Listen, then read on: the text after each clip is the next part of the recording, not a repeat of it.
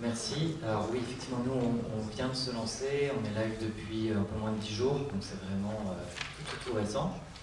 Avant de rentrer dans le vif du sujet, peut-être la jeunesse du projet en tant que tel. C'est un projet dont l'idée est apparue en tout début d'année, au mois de janvier.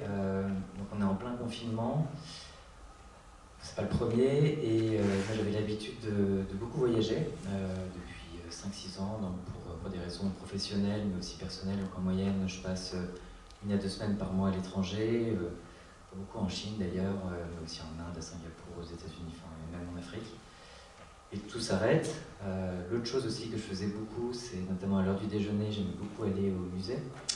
Je suis parisien, donc j'ai la chance d'avoir énormément de musées, ça permet de me calmer un petit peu, voilà, de souffler. Et ça me faisait beaucoup de bien. Et je trouve que pendant le confinement, on a l'occasion de prendre un peu de recul sur ce qui compte vraiment, sur ce qui nous manque vraiment. Moi, au mois de janvier, j'en peux plus en fait. Ça me manque terriblement. Je suis plus du tout nourri culturellement. Et il y a d'autres manières de le faire, hein, le numérique et une solution. Et justement, je commence à me creuser un peu la tête sur comment faire en fait pour si les musées referment l'année prochaine, dans 2 ans, dans 3 ans. Enfin, on n'est pas à l'abri que ça ferme à nouveau.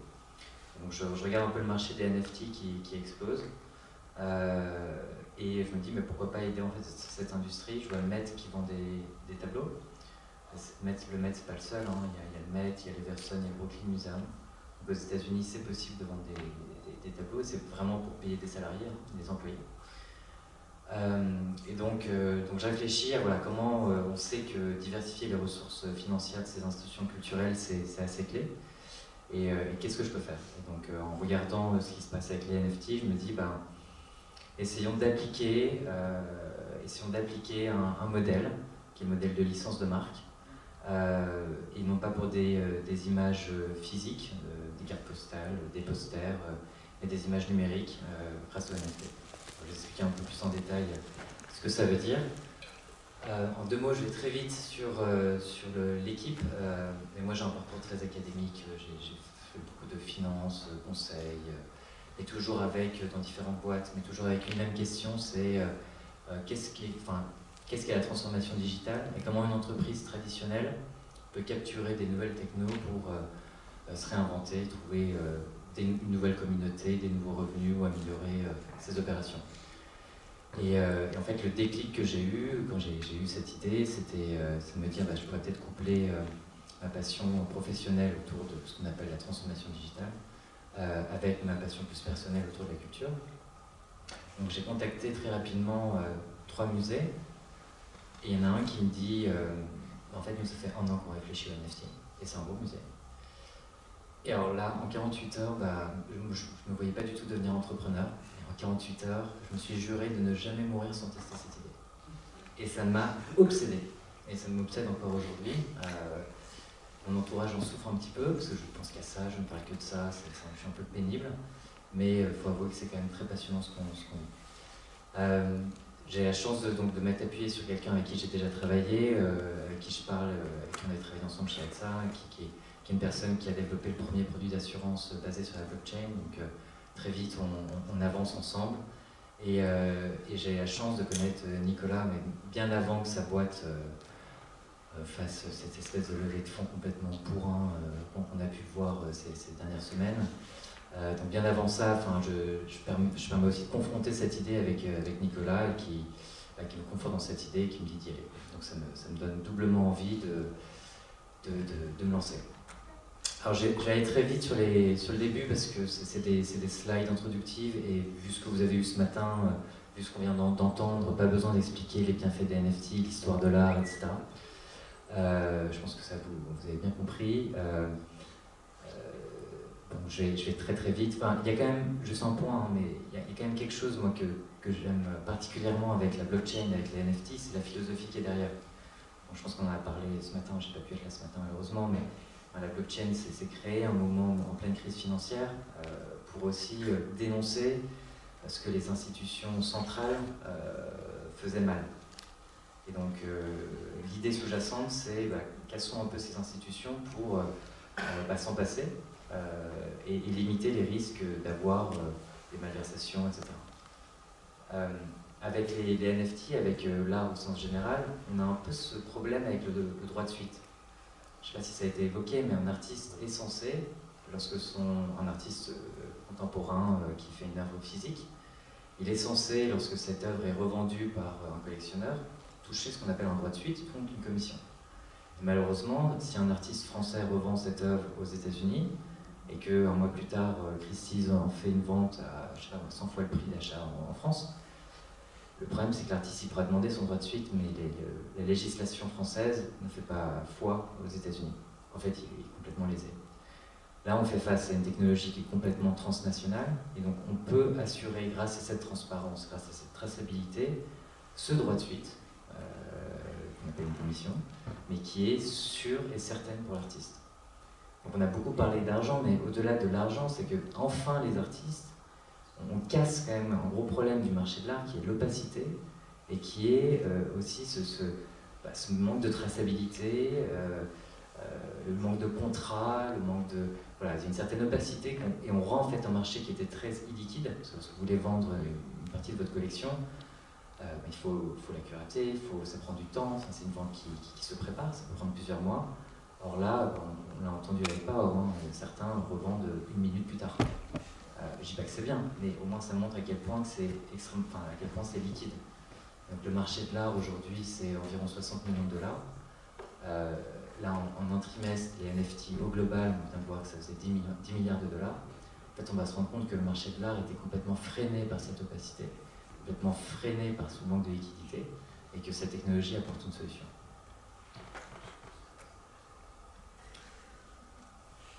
Donc, on a parlé de duplication. Moi, j'aime bien aussi cette citation d'un journaliste qui simplifie complètement le principe des NFT, en disant qu'on peut tous s'offrir une reproduction d'un tableau de Van Gogh, mais une seule personne va posséder l'original. Et les NFT, c'est un peu la même chose, mais dans le monde numérique. C'est-à-dire que vous pouvez télécharger l'image de Beeple qui a été vendue 69 millions de dollars. Moi, j'ai pu la télécharger en 2 secondes, mais elle ne vaut rien. Et donc si j'essaye de la vendre, on va pouvoir également vérifier que je ne suis pas le détenteur. Et donc du coup, je n'arrive pas à la vendre. Donc c'est un peu ce principe-là que ce journaliste essaye de simplifier. Et donc, même si c'est très déconcertant, en fait, on a beaucoup d'attraits qui, en fait, parlent aux collectionneurs. On a le côté infalsifiable, ineffaçable, on a aussi la rareté, le côté non reproductible. Donc en fait, on a tout ce qu'il faut pour créer cette nouvelle génération de collectionneurs, d'où en fait on va dire c'est un peu cette émulation qu'on voit, cette croissance qu'on voit récemment. Bon, je passe sur les NFT en chiffres. L'intérêt des marques, bon, pareil, pas la peine de passer trop de temps. Et voilà, j'ai juste, avant de me lancer, j'ai regardé un peu ce qui se passait dans d'autres industries. Et j'ai été très très choqué, mais positivement, de voir qu'en fait, tout le monde y allait. Alors le sport, ça on connaît, Top Shot avec la NBA, Sorare avec le foot, Formula One également. Les médias, on a Fox qui a annoncé investir 100 millions de dollars dans la NFT. On attaque évidemment les jeux vidéo, je pense qu'on en a parlé. La mode extrêmement présente, avec aussi un souci d'améliorer la traçabilité et puis de lutter contre les contrefaçons. Et ce qui est très intéressant, c'est que certains acteurs, et à commencer par LVMH, a créé une Aura, qui est une plateforme blockchain dans laquelle ils travaillent avec Prada et avec Cartier, donc Richemont. C'est pas tous les jours qu'on voit LVMH travailler avec Richemont. C'est même très très rare. Mais en fait, ces industries, même concurrentes, ont compris qu'elles avaient plutôt un intérêt de travailler ensemble pour créer un standard de traçabilité et pour lutter contre la contrefaçon, grâce à la technologie blockchain. Bon, alors maintenant les collections. Alors nous, notre principe de base est extrêmement simple. On va commencer par donner une seconde vie aux œuvres d'institutions culturelles, à commencer par les musées, en créant un double digital certifié. Donc, vous avez compris, c'est toujours adossé à un certificat, et donc toutes nos œuvres sont signées également par le musée avec lequel on travaille. Et l'idée, ça va être d'agréger un maximum de musées et de galeries d'art et après d'artistes sur notre plateforme. Donc c'est une plateforme qui va énormément évoluer. Je vais y revenir, on commence avec le British Museum, c'est le premier musée avec lequel on s'est lancé. Et on est en discussion avec d'autres musées, on espère très vite pouvoir ajouter d'autres musées. L'idée qui est derrière, c'est de se faire rencontrer deux communautés qui en fait pour l'instant ne se parlent pas. On a une communauté de NFT collectors qui est pour les early adopters quand même relativement nerd, et qui sont des personnes qui probablement ne sont jamais allées au British Museum, certaines ne sont jamais venues à Londres, et puis si elles viennent à Londres demain, elles n'iront pas au British Museum. Et en fait, sur notre plateforme, ces personnes-là, attirées par en fait, certaines œuvres, j'y reviendrai, on a commencé avec Okusai, et donc Okusai, c'est par exemple La Vague, qui est connue par tout le monde, c'est un peu des œuvres iconiques. Donc ça va attirer en fait cette population, qui connaît cette œuvre, mais qui ne connaît même pas Okusai. Et déjà, rien que ça, pour moi, c'est une énorme victoire. C'est-à-dire que toute ma communauté, maintenant, sait très bien qui est Okusai, et parce qu'ils ont voulu aller voir La Vague, ils ont découvert au moins une cinquantaine d'autres œuvres de cet artiste, et ils ont aussi appris que le British Museum en était détenteur. Donc du coup, ça a rendu le British Museum attractif, et je vais revenir sur les bienfaits pour le musée, mais ce qui est intéressant, c'est qu'on va aussi ajouter des services qui vont être proposés par le musée. Et donc on va inviter probablement les plus grands collectionneurs au British Museum dans des conditions privilégiées. Et donc des personnes qui n'ont pas l'habitude d'aller dans des musées vont découvrir un des plus beaux musées au monde, de la plus belle des manières, et ça grâce au NFT. Et ça, je trouve ça vraiment passionnant, parce que ce ne serait jamais arrivé ici. Donc, nous, notre principe, si on veut continuer dans la simplification, c'est on compare ça souvent, lorsque je présente ça à un musée, à soit des cartes postales, mais je trouve que c'est pas très premium, donc on préfère parler de lithographie, surtout que c'est un peu plus juste dans le sens où donc chaque copie va être proposée en plusieurs nombres d'éditions, de une unique édition ou jusqu'à 10 000 éditions. Et donc chaque NFT donc numéroté.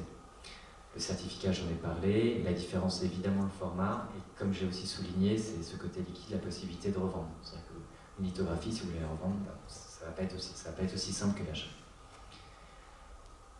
À partir de ce point de départ, qui est juste le double numérique, encore une fois, qui n'est qu'un point de départ, ce qu'on aimerait, c'est pas proposer qu'une image. Il y aura des services du musée, donc ces services peuvent prendre différentes formes, soit une invitation, soit comme notre base de communauté, donc qui est encore petite, hein, mais elle est très internationale. Elle est principalement chinoise, américaine, UK et australienne. Et la France arrive après. Donc ce qu'on aimerait, c'est quand même proposer très vite une expérience autour de sa collection. Si on s'appelle la collection, c'est qu'on veut même, avec ce point de départ, pouvoir comparer, par exemple, les collections entre elles. Et le jour où on aura, par exemple, des Van Gogh, les deux collectionneurs qui ont le plus de Van Gogh, on les fera se rencontrer. On mettra en avant, si moi je suis collectionneur et que je sais que j'ai énormément de Van Gogh dans ma collection, je saurai qui dans cette communauté a également énormément de Van Gogh. Et ça intéresse les collectionneurs parce que ce qu'aiment les collectionneurs également, c'est partager entre eux. Ce sont des personnes qui sont assez pointues finalement sur leur sujet, et donc ils aiment discuter entre passionnés. Et donc deux passionnés de Van Gogh sont ravis en fait de se rencontrer, même virtuellement. Ensuite, ce qu'on aimerait, c'est on discute avec des providers de hardware. On pense que la télévision, c'est pas mal pour profiter d'un NFT chez soi, mais enfin, jamais on accrochera une télévision sur un mur à côté d'une peinture. C'est quand même pas esthétique, un écran noir, c'est immonde. Alors, aujourd'hui, avec l'effervescence des NFT, il y a quand même de plus en plus d'hardware providers qui proposent justement une solution très esthétique. Il n'y a pas que Frame de Samsung, il y a beaucoup d'autres aussi providers qui proposent des choses très esthétiques, très simples, qui vont vous permettre, et ça on y croit beaucoup, d'avoir chez vous ce qu'on appellerait un mur hybride. Donc vous aurez des vraies peintures à côté de peintures numériques. Et ça on y croit énormément. C'est vrai avec les doubles numériques, c'est encore plus vrai avec juste l'art numérique en tant que tel. Et ça c'est assez passionnant dans ça. Si je peux me permettre, allez, oui. C'est très sophistiqué parce que la lumière des écrans est baissée, on n'est pas du tout sur de la LED blanche un peu criarde et tout, donc ça se mêle vachement bien dans un mur hybride, un écran digital. Et alors il y en a certains ce qu'on veut par exemple éviter, c'est d'avoir le vilain fil électrique qui va dépasser du tableau. C'est pas possible. Donc soit c'est une dalle, soit il y a des solutions qui permettent de recharger avec une batterie qui dure assez longtemps. Il y a des solutions en particulier pour le noir et blanc, donc pour tout ce qui est photo en noir et blanc, qui donnent vraiment une qualité incroyable.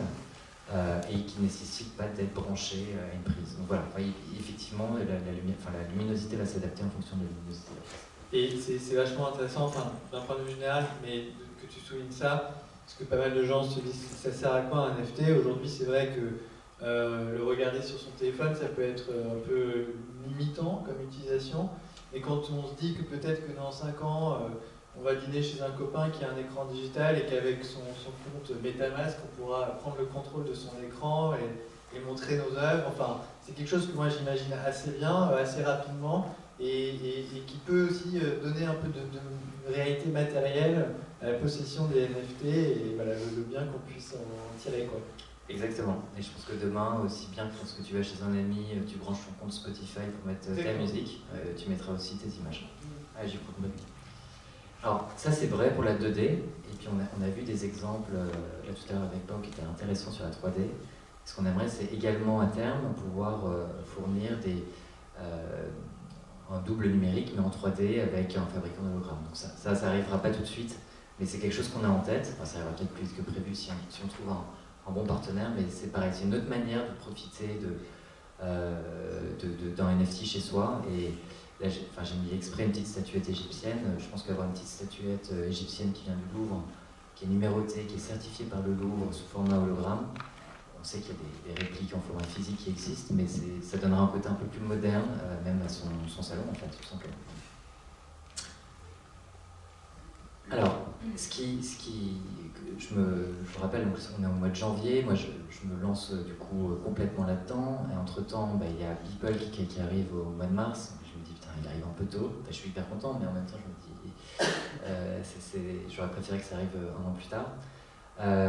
Et en fait, ce qui est assez impressionnant, c'est de voir que le même mois, il y a le musée de l'Ermitage, qui est quand même le deuxième plus gros musée au monde après le Louvre, qui annonce faire une exposition dédiée au NFT pour la saison 2021-2022. Donc là, déjà que j'avais envie d'aller assez vite, mais là je me dis qu'il faut que j'aille beaucoup plus vite. Donc il y a des artistes connus qui font ces doubles numériques, ce mécanisme de double numérique. Certains assez connus, comme Murakami, se lancent là-dedans, avec plus ou moins de réussite d'ailleurs. Et puis il y a des galeries, on a parlé des galeries. Mais il y a des galeries qui se sont lancées à fond dedans.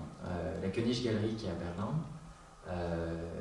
dès le mois de mars, elle est là-dedans et elle cherche à... En fait, elle met en avant des artistes et des NFT d'artistes et elle les met en vente lors de certaines galeries. Et actuellement, aujourd'hui, donc ils sont en partenariat avec une plateforme, et ils vendent des NFT, ils font des auctions régulièrement. Il y en a une il n'y a pas longtemps, je crois qu'il y a 2 semaines, qui a très bien fonctionné, qui fait un mix en fait avec un artiste contemporain qui mettait en vente 3 NFT. Et si vous achetiez les 3, vous aviez en plus de l'NFT une copie physique. Donc voilà, on joue sur ce qu'on appelle le digital, qui est un objet que j'aime pas du tout, mais qui est un mix, un truc hybride où vous allez recevoir un NFT plus une version physique. Au mois de mai, là j'ai très peur parce qu'il y a la Galerie des Offices qui se lance. Alors cette fois, ils se lancent carrément, et eux ils font un double d'un Michel-Ange. Ils font un double d'un Michel-Ange qui se vend très bien parce qu'ils l'ont vendu 140 000 €. Et donc la bonne nouvelle, c'est qu'il y a un vrai marché pour les institutions muséales, les musées. La mauvaise, c'est qu'il y a de plus en plus de concurrents. Et je suis tout à fait conscient qu'on va être nombreux à se lancer là-dedans. Et puis voilà, je passe les autres et en plus c'est pas du tout exhaustif, mais la fondation Andy Warhol s'est lancée. Un autre musée parle de l'histoire des NFT. Je crois que John parlait de la petite histoire des NFT. Là, c'est carrément l'histoire des NFT. On est au mois de juin 2021, c'est quand même dingue. Et il y a certains musées qui achètent des NFT en fait, qui font partie de leur collection. C'est le cas du musée ICA Miami. En fait, c'est un mécène qui l'a offert au musée. C'est pas le musée qui l'a acheté, mais ils ont un CryptoPunk. Ils ont un CryptoPunk dans leur collection. Voilà, il y a le Whitworth, et je passe. Et donc nous, depuis le 30 septembre, on s'est lancé avec le British Museum. Alors ce qui est intéressant, c'est que ce qu'on a voulu également faire avec le British Museum, c'est toujours cette histoire entre le physique et le réel. Pourquoi on s'est lancé le 30 septembre? Parce que le 30 septembre, c'était le début de l'exposition physique au British Museum d'une exposition dédiée à Hokusai, avec cette fameuse vague. Et ce qui est, donc, du coup, on voulait se lancer en même temps. On va du coup lancer des NFT tout le long de l'exposition, donc du 30 septembre à fin janvier 2022, pendant 4 mois. Et dans cette exposition physique, vous découvrez 100 œuvres de la collection du musée. Et sur notre plateforme, on en met en avant 200. Donc c'est aussi, l'idée derrière, c'est de prolonger l'expérience muséale. En fait, lorsque vous avez une exposition qui vous a plu, le gros problème qu'ont la plupart des musées, c'est que l'essentiel de leur collection, elle est à la cave. Parce qu'il n'y a pas la place pour tout exposer. Et même pendant une exposition comme celle de Coussailles, ils n'ont pas trouvé la place pour en présenter plus de 100. L'avantage du numérique, c'est qu'on n'a pas cette problématique, et donc du coup, on peut, pour quelqu'un qui a aimé une exposition, prolonger cette découverte d'un artiste ou d'une thématique. Donc pour les musées, ce qui est intéressant, c'est, il y a un point de vue financier évidemment, mais ce qui est intéressant, c'est qu'on va aussi s'appuyer sur un catalogue d'offres déjà numérisé, donc en fait, il n'y a pas de coût. En fait, un musée, finalement, le seul risque qu'il y a un musée aujourd'hui, c'est un risque d'image. C'est de ça dont ils ont peur. Mais finalement, sinon, ils n'ont aucun risque à y aller. Donc ils ont juste peur, tout comme on le disait avec les galeries, c'est exactement le même problème. C'est oui, mais nous, on a une mission culturelle. Est-ce qu'on va nous reprocher d'avoir, tout d'un coup, d'être trop financiarisé quelque part, enfin, de chercher trop le profit? Bon, je suis assez rassuré parce que là, on a eu déjà des premières retombées médiatiques avec le British Museum, et pour l'instant, au contraire, ça met plutôt en avant l'aspect innovant des musées. On sait tous que les musées sont dans une situation financière juste catastrophique. Pour vous donner un chiffre, 2020, les musées dans le monde, en moyenne, ont perdu 77% de leur trafic. Donc vous pouvez imaginer l'impact sur les billetteries, sur les sponsors, enfin, oui, ils sont hyper mal, quoi. Ils sont vraiment très très mal. Donc non, en fait, c'est pas décrié, même la presse, quand vous expliquez en fait le cheminement qu'il y a derrière, vous expliquez que c'est pas juste pour des raisons financières, et notamment c'est pour toucher une communauté qui n'arriverait pas à toucher. Et si je peux me permettre, il me semble que dans l'histoire, le British Museum a été hyper précurseur justement sur les innovations. Et donc là, encore une fois, c'est eux qui se mouillent, on va dire, les premiers. Mais finalement, tu dis, c'est très bien accueilli par la presse.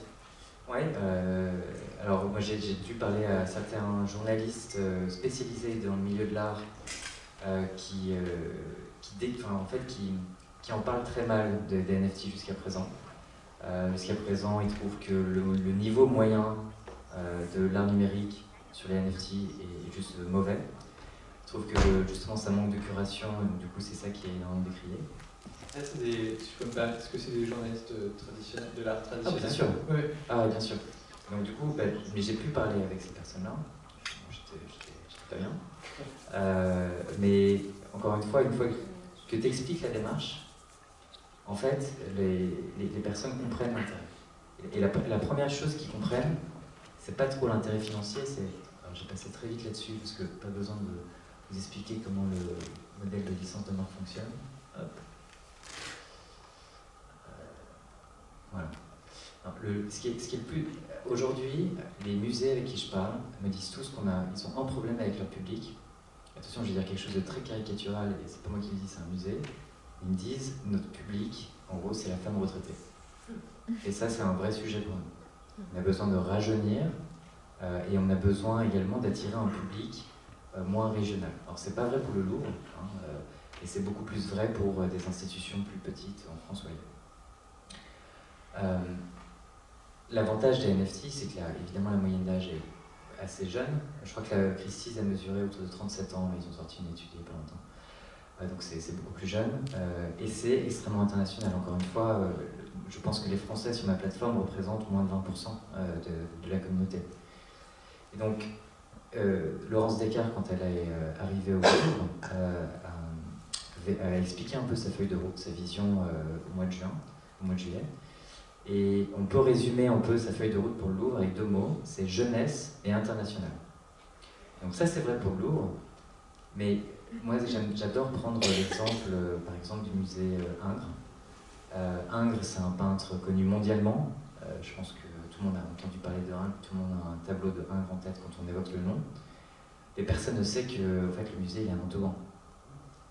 Et personne ne le sait en France, mais alors imaginez le Texan. Imaginez le japonais.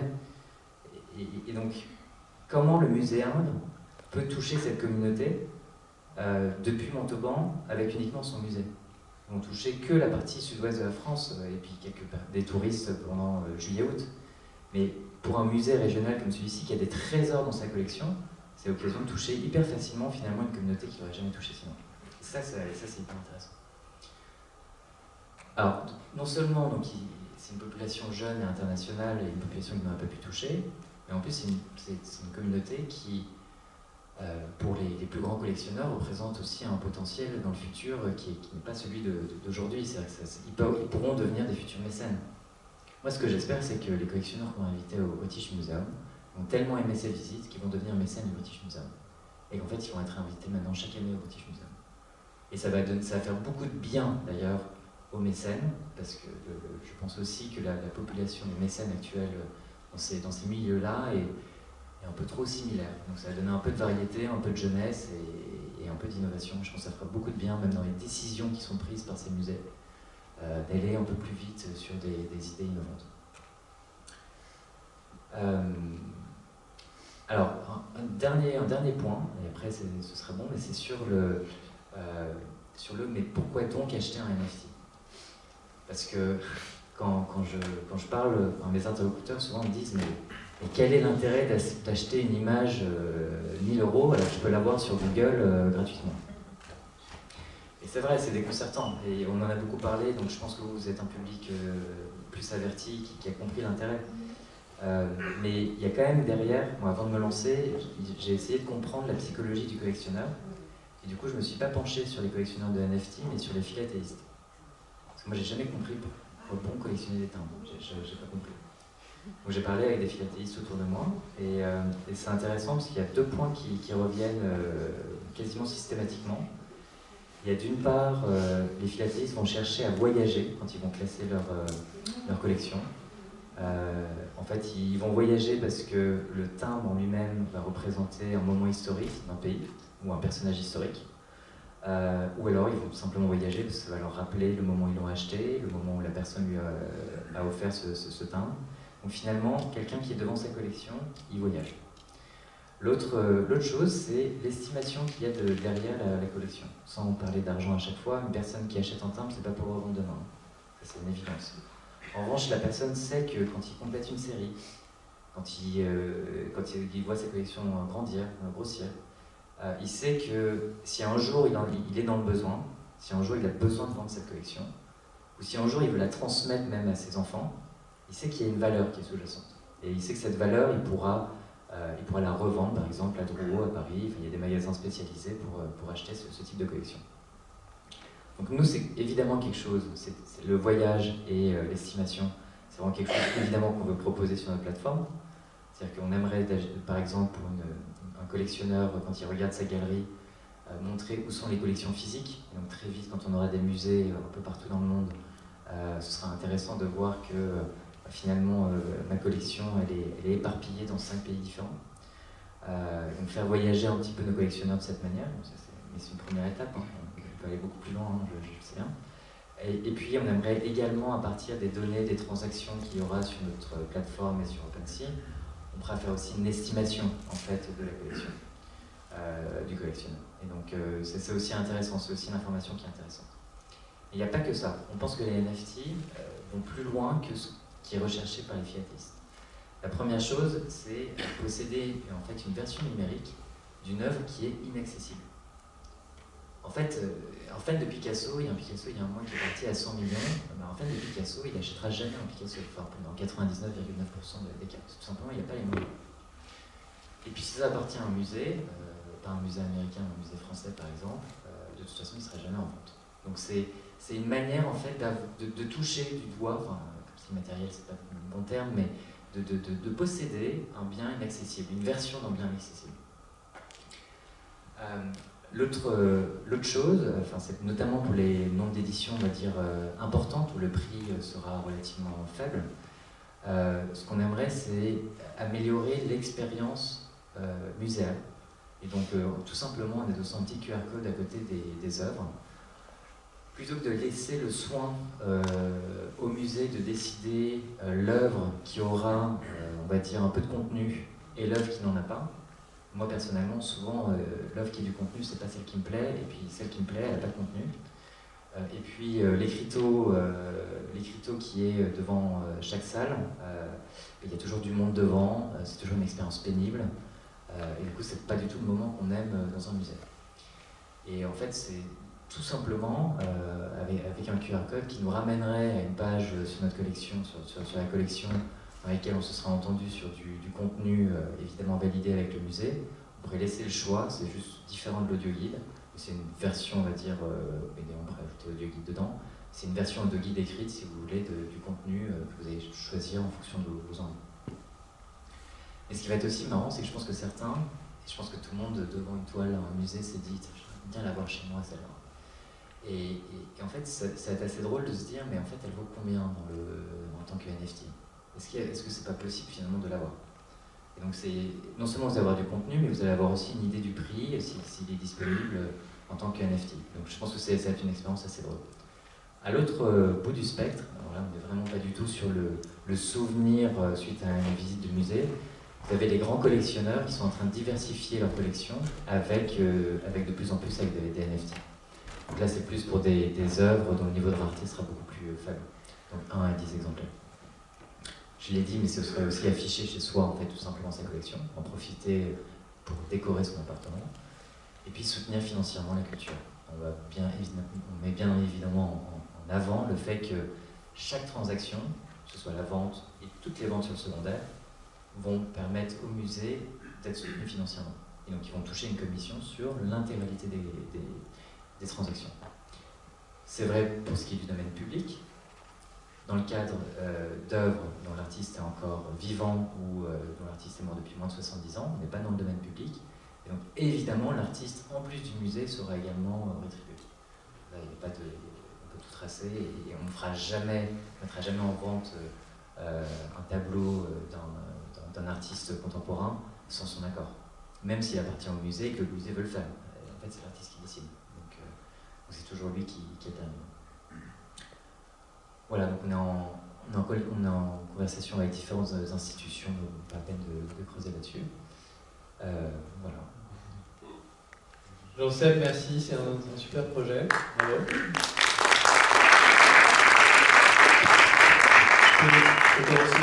En fait, on a pas mal de retard. Moi, ce que je pensais, c'est que on peut prendre une petite pause, mais on peut prendre une pause productive. On peut s'approcher de Jean-Sébastien et lui poser des questions directement. Hein, on n'a pas besoin d'avoir des micros. Et ceux qui veulent prendre un peu l'air peuvent le faire aussi. Ça vous va comme ça? On peut pas profiter des questions. Ah ben on fait les questions. Mais si vous êtes d'accord, on fait les questions. Bien sûr. Oui, merci, c'était passionnant, c'est génial. J'ai 3 questions. La première, c'est j'ai suivi la vente de l'Ermitage qui a tokenisé des œuvres, dont Léonard de Vinci d'ailleurs. L'Ermitage, le musée de l'Ermitage est associé à la Binance Smart Chain. Moi qui achète des NFT, qui en achète, ça m'a rassuré. Je me suis dit, si un jour je veux revendre mon NFT Hermitage, je le revendrai sur Binance avec des BNB, etc. Bref, ça c'est un peu technique, mais ma première question, c'est que vos NFT sont sur Ethereum, ERC 721, on peut les revendre sur OpenSea par exemple.